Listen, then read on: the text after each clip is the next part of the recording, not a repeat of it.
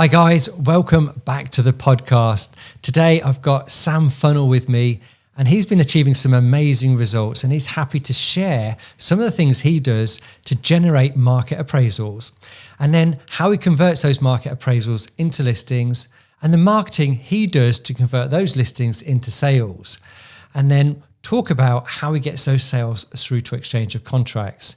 And finally, he'll also talk about how he achieves an average fee of about 2%, which is about £13,000. So Sam, you've had some fantastic success over the last couple of years as a self-employed estate agent, and there's lots of people out there thinking, well, how does he do it? What's he been doing? And I'm a big believer in success leaves clues. Tony Robbins said that, and he said that you can, if you want to be successful in any area of your life, find someone who's getting the results that you want and then model them or copy them or learn from them. So, if someone's out there thinking, right, I want to become a self-employed estate agent, or as an employed estate agent, it'd be interesting to hear your tips and advice, and just if you could just share some of the things that you've been doing to get these great results. So one of the first things that estate agents need is market appraisals. So if you could perhaps share some of your tips on how you generate market appraisals, how do you get people calling you to talk about selling their house? Yeah, sure. I think it's one of the hardest things, isn't it, when you start out your own business. Essentially, the lifeblood of any estate agency is a listing or a market appraisal, and therefore, sometimes it's very hard when you first start. You're like, how do I do this? Where do I get them from? Good estate agents will not sit there and listen to a phone or wait for a phone. You've got to go and find the business. So, there are 2 or 3 ways I think that you can do that. One is being quite resourceful with your techniques in finding new listings. So we tend to write to a lot of properties at the moment using a system where we can identify how big the plots are, when they were last sold, and things like that. So if I've got a buyer that needs something, let's go and find it. The other thing you can do is advance your position on social media. Make yourself a well-known entity in your area.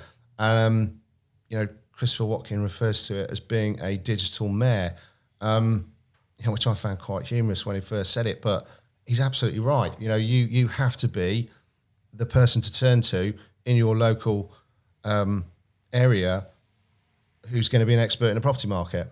And, I found it amazing when I first started doing videos on a property, just how people would know who you are when you met them next. And you were like, they actually thought that this guy's an actor.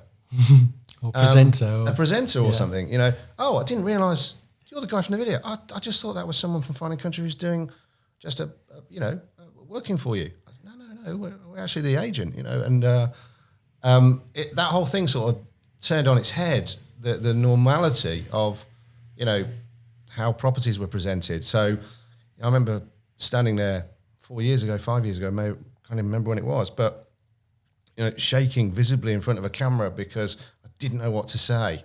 It took me 6, 7, 8 takes to get it right. But little did I know that, fast forward a year later, you would walk into Sainsbury's and somebody would be tapping you on the shoulder. Oh, you're that bloke that's working for Fine & Country, aren't you? And, it's phenomenal. So, one thing I do consistently is every month I do a property market update on my local and national market. Yeah. It's about 2 minutes long. It's got content. It's about your competitors' properties, your properties, everything that's going on nationally in an economic sense. And I put that out on social media every month. Now, I don't get huge amounts of likes, but I get plenty of views. So people are obviously consuming it. And, I'm a great believer that it's not about how many likes you get. One of my colleagues first picked up on this years ago that, he'd been putting stuff out on LinkedIn for months and months and months and months. And, unbeknown to him, client phones him up, wants a market appraisal, very impressed with his content on social media. but he'd never liked, shared, or even looked at it. He'd just been stalking this estate agent for some time, judging them on the content they were putting out there. So for me, that's just a massive, if not the biggest part of what we do to generate market appraisals in a very passive sense. Yeah, and you're almost becoming the agent of choice before someone needs an agent. They're following you and they're getting to know you because they're watching your videos. And then when someone gets to know you and they get to like you and get to trust you, you're at the forefront of their mind. So yeah, what would you say though? I mean, you obviously were nervous when you first did it, but there's a lot of estate agents out there probably thinking, oh no, it scares the hell out of me being in front of the camera. I don't like how I sound. I'm going to be nervous. So how did you feel, and what advice would you give to overcome those nerves when it comes to doing videos? Yeah, I completely sympathise with them. I hate listening to the sound of my own voice. I probably won't watch this or listen to this, if I'm quite frank about it. And I don't like doing it when I watch my own videos. But I know it works. So, I think you've got to just be a natural person if you're an estate agent. You're not going in to show a house to somebody if... you're an uninteresting person. You must have something about you to want to show someone a property. So if you're doing it on camera, there's no real difference to what you're doing when you're stood in front of a client showing them around a house. Yeah. So, essentially that's it. So my advice to anybody thinking that is some of the most shared videos that I've seen from myself have actually been, or most liked videos have been blooper videos, things that I've messed up, or my colleagues have messed up. And, these things go viral. They're really interesting and people like it. So, laugh at yourself. It's part of the process. Yeah. Nothing is perfect in this world and nothing happens in a perfect way when it comes to standing in front of a camera. But once you've done it, you do start perfecting it. You start using your hands less, like I'm doing now, and doing things that should come naturally and do. I just think it's. And 25 years ago, if someone had told me I'd be stood in front of a camera, 25 years later, no chance. I'd have thought you were an absolute bonkers. Yeah. But there you go. I mean, it's an essential part of a estate agency today now, and those that are effectively running their own business realise that. And just get on and do it. And I think you made a great point that just be yourself. Like it's okay to make a mistake and cock up and get your words tangled as you would if we were having a normal conversation with someone standing in front of you. And actually people like that because it shows that you're genuine, you're a real person, you make mistakes, and it almost builds a connection that, I'm trying to think of the right word, but people they don't want to see a slick presenter who's perfect. They want to see a human being that's like them and they can relate to. And they it's empathy. It's that they empathize with you when you make a mistake and they can go, oh yeah, that would probably be me making a mistake. And so, people love the bloopers. It makes you look, so they are real. They do make mistakes. So you found videos really, really important. And I think estate agencies changed now because it's almost like there's more marketing involved than estate agency. And video is one way to market the house, the property you're selling, but also market yourself. And that's what you're doing. You're marketing yourself, and a great way is to do that via video. So when you're creating a video, you need to get that video out there. So you're obviously using social media. So how do you use it, and what do you do, and what are the results you get from that? Yeah, I use the three key platforms, which really are LinkedIn, Facebook, Instagram. I'm lucky that my partner Claire, who's also a self-employed partner agent, helps me out in terms of some of the technical stuff on there. As she's pretty expert in that field. You hit the nail on the head. We are not really estate agents. We're marketing experts, and therefore you have to be masters of your craft. And one of those elements of marketing is absolutely through social media. So, we have to challenge ourselves every month, to put some content out there that is going to be interesting. It's not just about me, look how many houses I've sold, look at how many listings I've listed. It's useful content combined with some key successes that win you an audience and win you people to talk to you.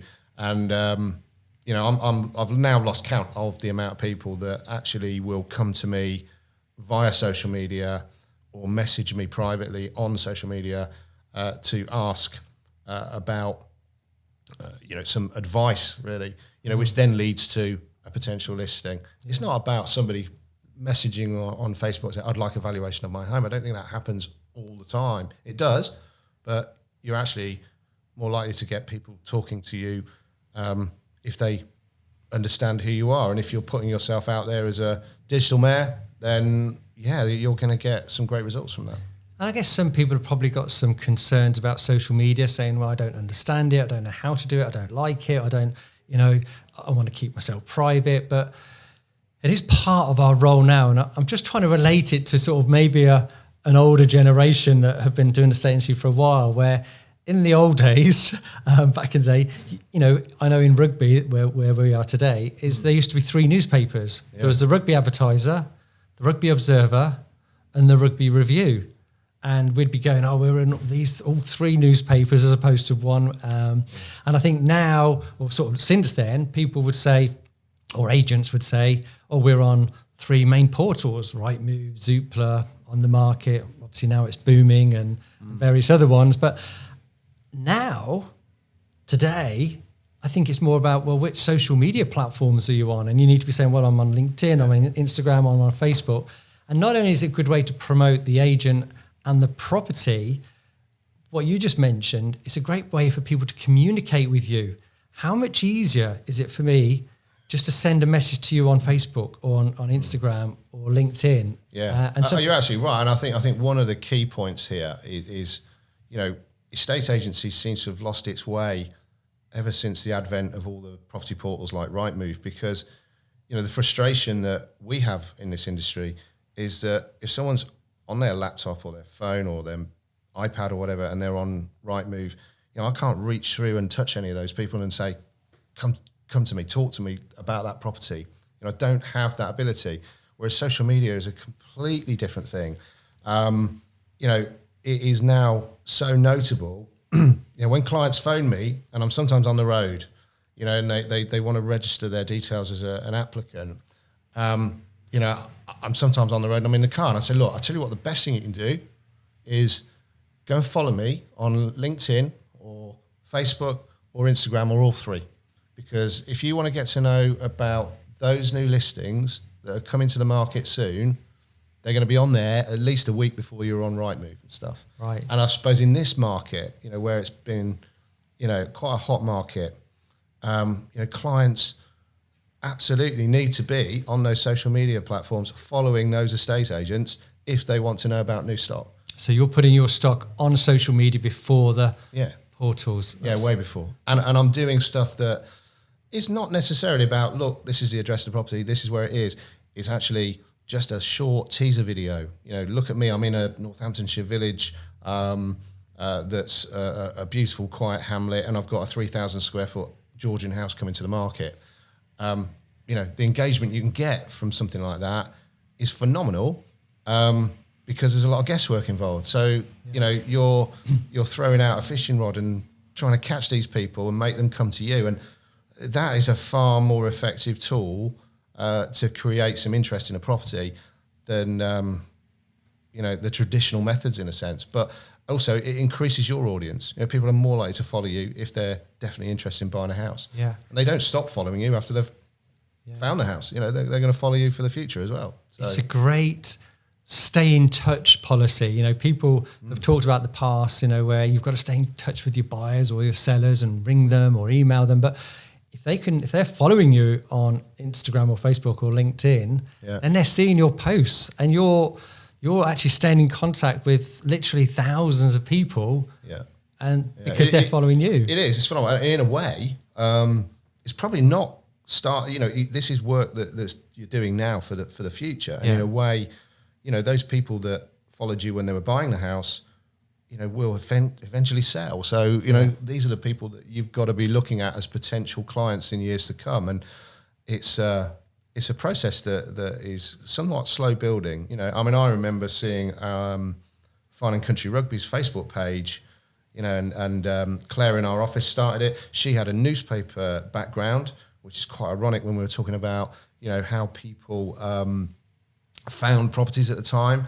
But genuinely, Sean and I would spend money on this newspaper and the Rugby Advertiser and this, that and the other.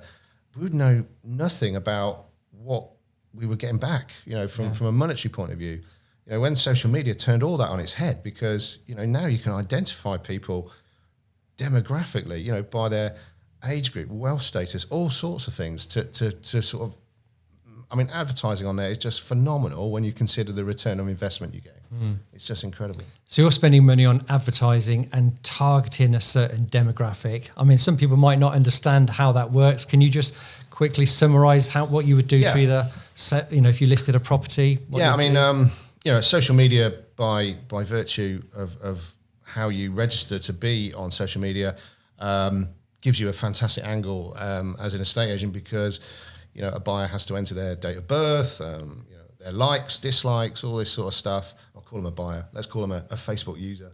But essentially, this is an advertiser's dream. So you're already able to identify potential clients by virtue of what information they're giving to the social media companies. And for the £10 investment on a listing, maybe 15, we can get on average 10,000 views of a property video. Wow. Which is phenomenal. And that's not 10,000 random people. That's 10,000 people who are in the right age group, the right income brand. Yeah. And of course, for a listing tool, that is a phenomenal way of engaging with a potential seller and them getting a real understanding of what you're going to do for them.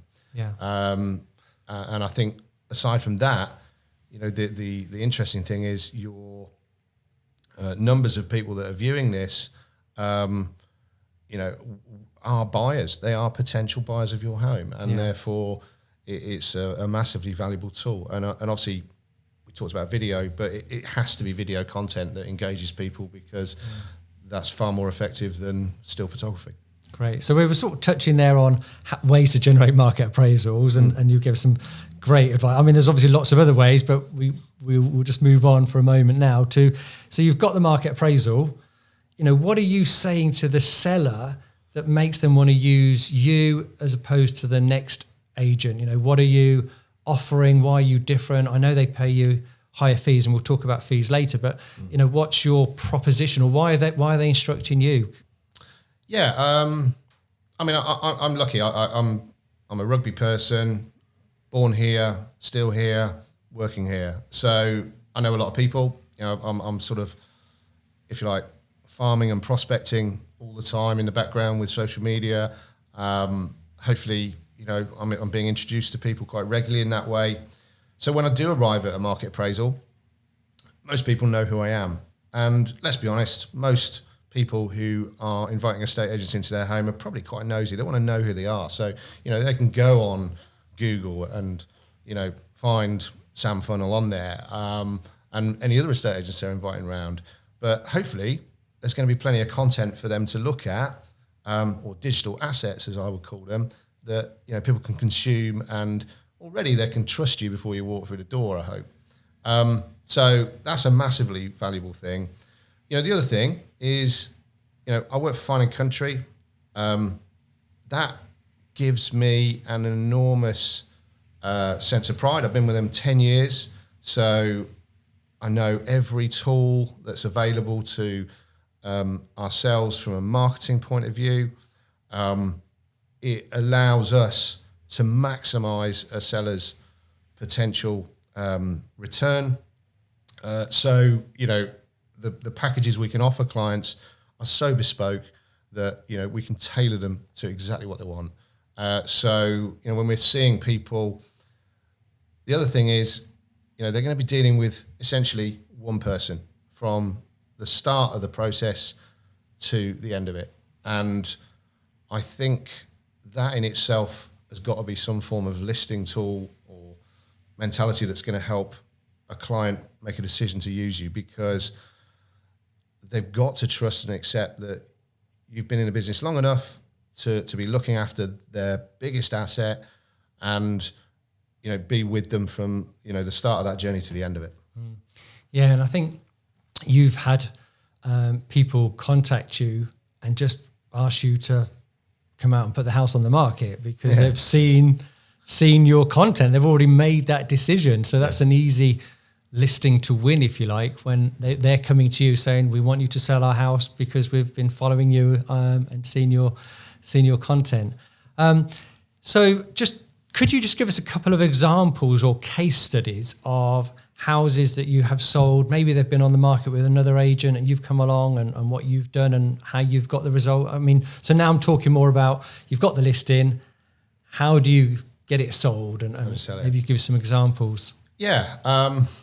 I mean, at the moment, I'm a great believer in launch events and, you know, creating a sense of competition within the first 30 days of a property going on the market. And, you know, we've had huge success in recent months. One particular listing I remember was on the market with one of my competitors. It's a fantastic property in a super location called Lime Tree Avenue in Bilton, which is one of Rugby's premier streets. It was on the market with the other agent for 6 months. You know, there's only 3 reasons why a house doesn't sell. It's either the agent, the price, or the marketing, or the estate agent, effectively, which is what the marketing is. So, you know, we quickly identified by looking at all those 3 points what it might be. And it quickly became obvious that it was the marketing. And the price was fairly inconsequential. It was about right when you looked at the comparable evidence. So first thing we did was send out a nice teaser campaign. And this particular street, by virtue of its name, is this lovely tree-lined avenue. It's just me walking up this street. Nothing, just coming soon. That was it. You know, so people were guessing, oh, I know where that street is. That's Lime Tree Avenue. That went out 3 or 4 days before we started the actual campaign itself, the online campaign, but that was purely on a social media basis. I received quite a lot of messages. Where is this? Which number is it? How much is it? You know, some of those people couldn't afford that particular price, but, you know, here I've got another bundle of potential buyers for other properties if I need it, you know, so it's a great resource. You know, that following Friday, and this is just me, but I love launching houses at the weekend. That's when I think most engagement's likely to be. So they go out on Friday night, they hit all the social media portals, they hit all the website portals, and by Saturday and Sunday, you're unearthing lots of new interest.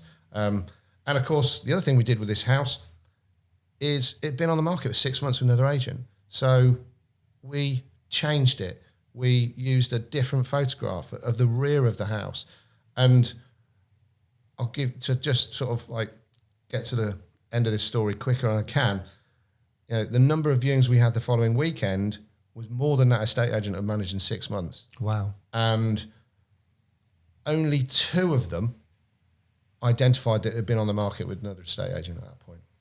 Wow. So it had been off the market, I think, for 2 weeks, which is a long time in estate agency industry, I think, because new stock comes on and, you know, that's we ended up selling the house based on offers over 800 for 830,000. Those clients were delighted. It was a great result. And, you know, this is one of quite a few that we've had in the last 12 months, you know, and I mean, and again, you know, just some statistics that I find phenomenal. Of the 38 houses that Fine & Country have sold in Rugby since 1st of March, over 53% have sold for the asking price or more. Wow. On average, that's 100.4% of the asking price of all of those sales. So, that'll give you some sense of what achievements are being made with the marketing that we've been allowed to use. And obviously great when you can show another potential seller the results you get and in comparison to what maybe some of the other agents are getting. So yeah, it's fantastic. And just out of interest, so that £800,000 house, what was the fee for that? It was 2%, so 17,000 pounds, I think. Yeah. And so you've got them an extra £30,000. You've more than paid for your fee. Yeah. Just out of interest, what was the other agent charging? 1.1%. Yeah. So is the owner, I'm sure, is very happy to have paid. Yeah. More than happy. Double. And essentially, I remember when he phoned up and said, "Sam, I'm so sorry. We should have gone with you in the first place." So he's essentially said to me already, "I'm listing with you. Let's get on with it." Yeah. We made a mistake. Yeah. And that gave us a lot of credibility moving forward. And, they're more importantly, they're allowed to get on with their life. And I think they're relocating to California at the end of the year. Great for them as a family. Great. Okay. And then the last part of the sort of process, if you like, is, you've got the house on the market, you've agreed a sale. What do you do, and what sort of best practice can you share to get that sale agreed through to exchange of contracts or completion? Because obviously there's been delays, solicitors are busy, lenders are busy, we've had COVID, there's been lots of things that are delaying things. But is there any other, just give me one or two tips that can help speed up a transaction and make sure it doesn't fall through? Yeah, sure. One of the things that I do with every one of my sellers now is we organise for them to be what we call sale ready at the point of sale. And that really is about them engaging with their present conveyancer or someone that we're going to recommend to them who's going to be proactive enough to create a draft contract so that the moment that buyer arrives, the draft contract can be sent over to the other side and all of a sudden, the pressure is off the seller. There's no doubt about it. There's 2 or 3 weeks worth of form filling that sometimes just gets pushed to one side when you're a seller of a house, and essentially you need to get that done now. That will eliminate that 2 or 3 weeks off the sales process if you get it done now. So, I'm a great believer, and also it fosters absolute belief in the buyer that they're going to move forward. Because the more committed they become, the more money they start spending, the less likely they're going to be pulling out of a transaction. And people think there's a horror story involved with buyers pulling out just a day before exchanging contracts and stuff. In reality, hardly ever happens. I can't remember the last time that happened. The reality is buyers pull out because they get buyer's remorse, shall we call it, or another estate agent's bombarding them with more details and saying, "Look, come and view this, come and view that." Yeah, all right, let's have a look at it because do you know what? We're not spent any money on this yet. Let's go and see it. That's when buyers pull out. So, we really need our sellers to get into a position of being what we call sale ready. And there's various good conveyancers and solicitors who will create that draft contract fairly simply and quickly.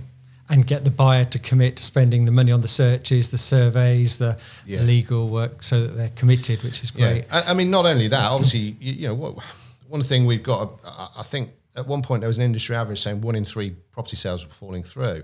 I'm proud to say, I think something like 87% of my current sales are going through to completion. There's the odd one that's going to fall through. We know that, but it's very rarely at that point of exchange. But, you've now got to sort of cajole and move things forward, do that little sales chasing stuff that seems like a bit of a hassle, but you've got to do it and it's got to work and get you to the next step because at the end of the day, you're not going to earn any money out of it unless you do that. So, And communication during this process as well. Do you use WhatsApp groups or? We're a great believer in using WhatsApp groups. And that really is involving, buyers and sellers. At the point of a listing, we tend to create a WhatsApp group anyway between my sellers and me. And that is a fantastic tool. So we can then move it on to the next level. Now, if you can get the 2 solicitors involved in that WhatsApp group, that's terrific. But at this precise moment in time, a lot of those are just not entering the fray on that front yet. But, I think at some point they will. They'll have to. Yeah. Great. And now finally, I just want to touch on one important point when it comes to estate agency is the fee. And you believe in charging a good fee because you deserve it and you get better results. So what is your average fee in pound notes at the moment? Yeah, I have my average fee is about £13,000, just over £13,000. And as a percentage, what would that be in a region? Just under 2% of the eventual sale price. Yeah. So there is room for improvement, I think. But, compared to some of our competitors, if not all of them, I can probably say that that's nearly double what's being quoted elsewhere in this present marketplace. So what everyone wants to know then is how can most of the estate agents in the street be charging 1% or less? And I'm sure there's others that are charging 0.75 and 0.5%. Yeah. And why are sellers prepared to pay you 2% or £13,000 to sell their house? Sure. I think that the key to this is looking at what that client's going to end up walking away with. Yeah. We have to provide them with social proof, and commonly lots of referral business comes from the fact that buyers have used me before, sellers have used me before, and therefore they're recommending them to their friends. That's great. I had one very recently where the client was introduced to us and came via another referral. But that referral was great because the vendor of that property said, yeah, Sam got me a fantastic price. Yes, he costs more than anybody else, but you've got to use him. There isn't a choice to me. So that is just brilliant. Really fantastic to hear. And, for me, that worked well. And also, I see in your reviews, actually, it's a common theme. People say they are more expensive, but they're worth it. Yeah. I see that. It is. It's exactly that. It's look, they're more expensive, but they're going to get a better result than anyone else. And therefore, or the best one, if you can, if a client's been with another estate agent previously, we were paying 1%, now we're paying over 2%. And there's a reason for that. And I think, the hard groundwork is getting the social proof. Once you've got the social proof, I think it's pretty easy to start commanding those sorts of fees. You've got the tools. You're working for one of the most, amazing companies in the upper quartile of the property market. So therefore, if you're working with them using their tools, it's not going to be that difficult, because you're providing them with the very best of the best. Yeah. And I guess if you look at what other agents are doing, pretty much they're just sticking it on Rightmove and hoping and praying that a buyer comes along, whereas you're demonstrating a whole new bespoke proposition. Yeah, it's funny you say that. I was talking to someone the other week and I said, how much are you paying? If you sold it, what would you be paying the estate agent? And they said, it's 1%. And I said, okay, fine. Well, what are they doing? And can I ask, is it anything proactive that they're doing for that fee? Are they just putting it on Rightmove and listening to the phones? And she quickly turned around and said, yeah, they are. I said, well, actually, you should be using an online estate agent who's cheaper than them.